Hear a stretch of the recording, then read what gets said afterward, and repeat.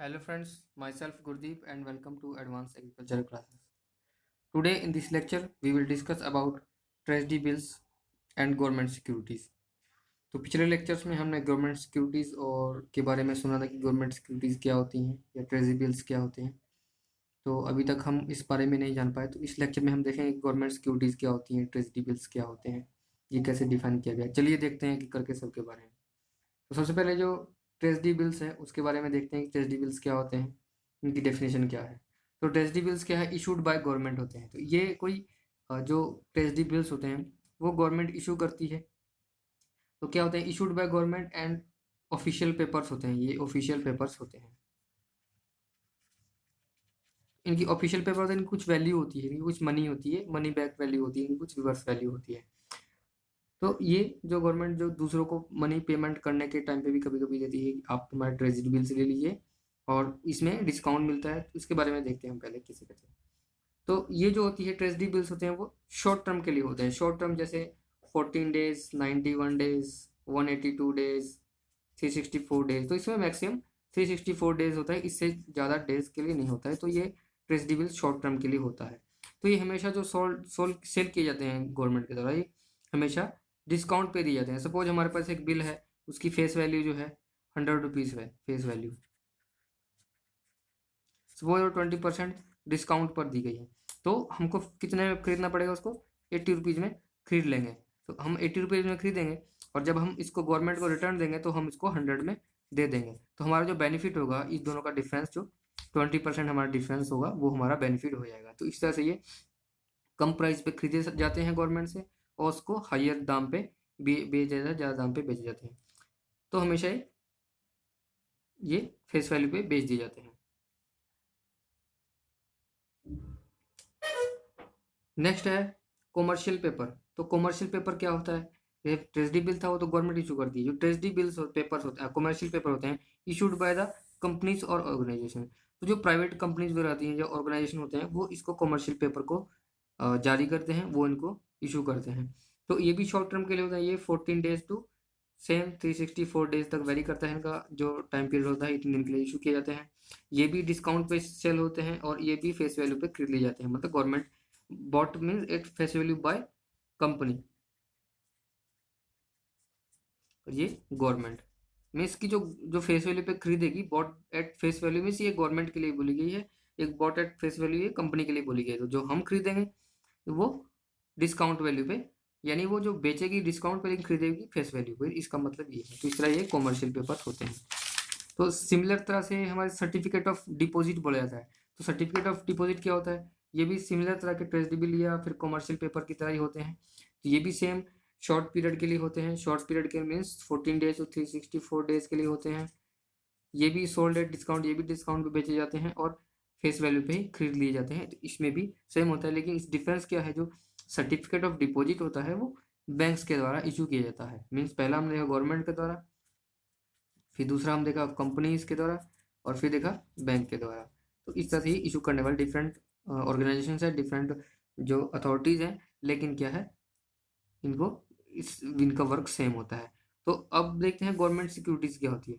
तो government securities क्या होती हैं, ये गवर्नमेंट के द्वारा ही जारी किए जाते हैं, और लेकिन ये सिमिलर ही होते हैं, ट्रेजरी बिल की तरह ही होते हैं। लेकिन डिफरेंस क्या है इसमें, लॉन्ग टर्म के लिए होते हैं। ये मीन्स की 1 to 30 ईयर्स तक इसकी जो इशू डेट टाइम हो सकता है। मीन्स वो 364 डेज से कम होते हैं और ये 364 डेज से ज़्यादा होते हैं। ये कौन से होते हैं, ट्रेजरी ट्रेजरी बिल।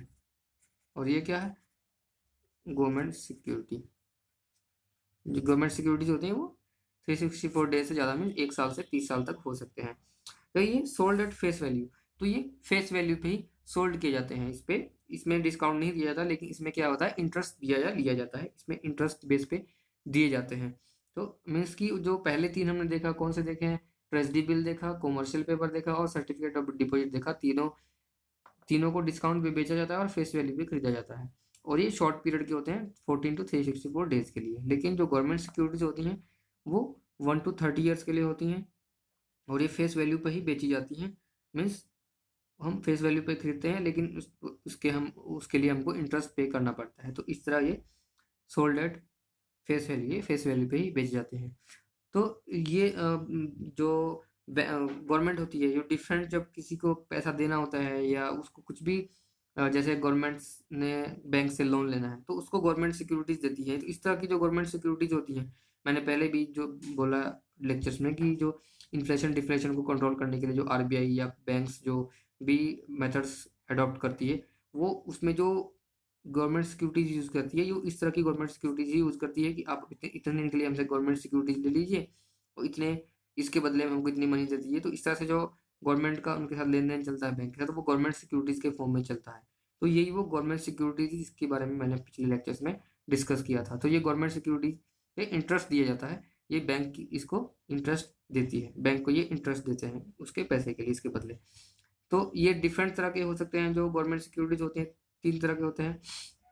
तो इनके बारे में हम आगे देखते हैं कौन कौन से तरह के होते हैं।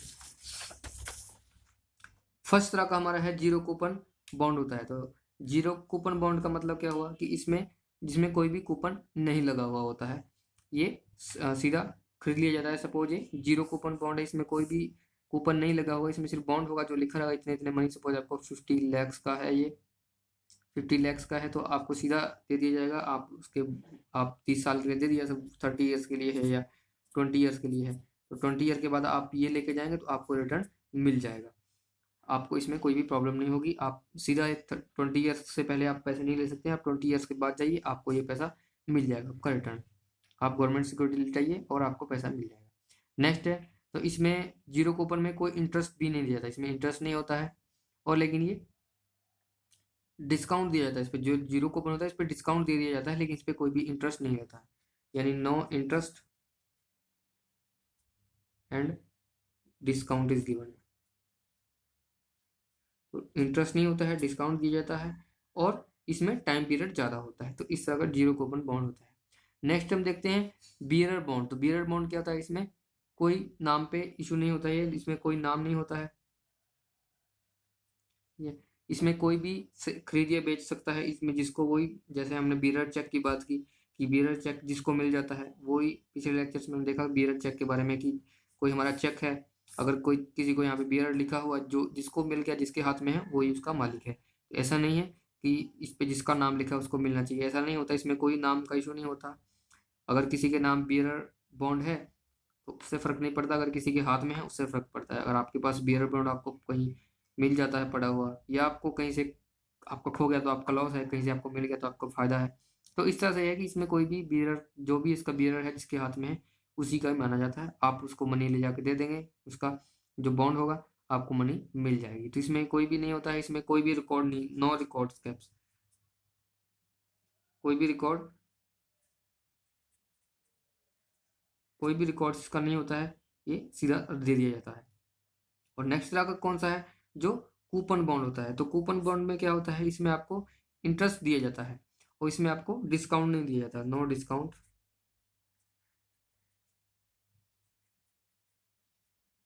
इंटरेस्ट और दिया जाता है। तो ये किस तरह का होता है, ये हमारा ऊपर सपोज ये बॉन्ड लगा हुआ है, हमारा बॉन्ड है जो भी इसमें लिखा हुआ है, और नीचे इसके कूपन्स लगे रहते हैं। तो कूपन्स, जैसे कूपन्स डिफरेंट रहते हैं। सपोज ये 20 ईयर्स के है,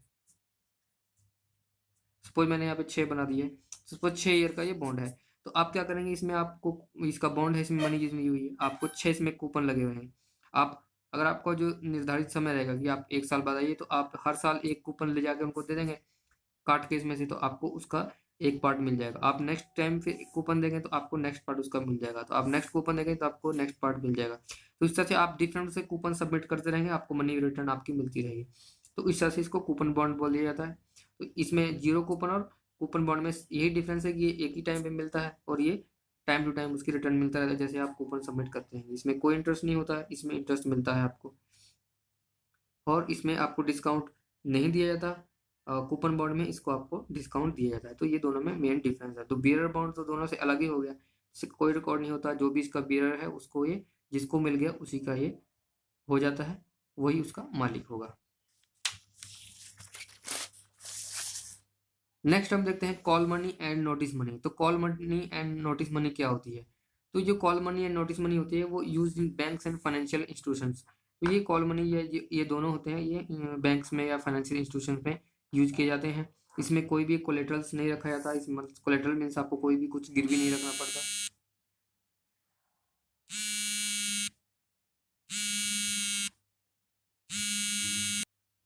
इसमें आपको कुछ भी गिरवी नहीं रखना पड़ता। आप जब भी इसको कॉल मनी या नोटिस में लेंगे तो आपको कुछ भी इसके बदले में नहीं देना पड़ता। इसमें टाइम पीरियड क्या होता है, इसमें जो टाइम पीरियड होता है 1 दिन से कम होता है, जिसका तो उसको कॉल मनी कहते हैं। इसका 1 दिन से 14 दिन के बीच में रहता है, उसको नोटिस मनी कहा जाता है। और ये सीआरआर को फुलफिल करने के लिए यूज किया जाता है। सपोज हमारे पास सीआरआर कम है तो हम सीआरआर को मेंटेन करना चाहते हैं, कैश रिजर्व रेशो, तो उस टाइम पे इनका यूज किया जाता है। कि सपोज हमारे बैंक में मनी कम पड़ गई, हमारा सीआरआर जो सपोज है कि सीआरआर हमारा 4% जो दिया गया है, सपोज हमारा 4% मेंटेन करना है। तो अगर 4% मेंटेन करना है और हमारे पास मनी नहीं है कि हम उसको मेंटेन कर सकें, तो हम कहीं से उसको उधार मांग सकते हैं, किसी दूसरी बैंक से ला सकते हैं। तो उन सबको जो बोलते हैं, जो बैंक या फाइनेंशियल इंस्टीट्यूशन यूज करते हैं, उसको हम कॉल मनी या नोटिस मनी कहते हैं। तो अगर 4% मेंटेन करना है तो हमको सपोज कि हमको ये उम्मीद है कि अगले 5 दिन में या 10 दिन में हमारे पास इतना पैसा आ जाएगा कि हम अपने फुलफिल कर लेंगे, तो हम किसी दूसरे बैंक के पास जाएंगे या फिर कहीं से भी फाइनेंशियल इंस्टीट्यूशन के पास जाके हम सीआरआर को फुलफिल करने के लिए कॉल मनी या नोटिस मनी ले सकते हैं। तो जो 1 दिन या उससे कम के लिए हम लेते हैं उसको कॉल मनी बोलते हैं। अगर 1 दिन से 14 दिन के बीच के लिए चाहिए तो हम उसको नोटिस मनी बोलते हैं। तो इस तरह से हम इसको कॉल मनी और नोटिस मनी बोलते हैं। तो फ्रेंड्स, ये तो था आज का लेक्चर, जिसमें हमने ट्रेजरी बिल्स के बारे में देखा, गवर्नमेंट सिक्योरिटीज़ के बारे में देखा, कॉल मनी और नोटिस मनी के बारे में देखा। आप आई होप कि आपको ये सब बातें समझ में आई होगी। अगर आपको कोई प्रॉब्लम होती है, आपकी इंक्वायरीज हैं, तो प्लीज़ आप कमेंट में ज़रूर लिखें, हम उसको सॉल्व करने की पूरी कोशिश करेंगे। तो फ्रेंड्स, आप लाइक करें, शेयर करें मेरे दोस्तों में। Thank you for watching.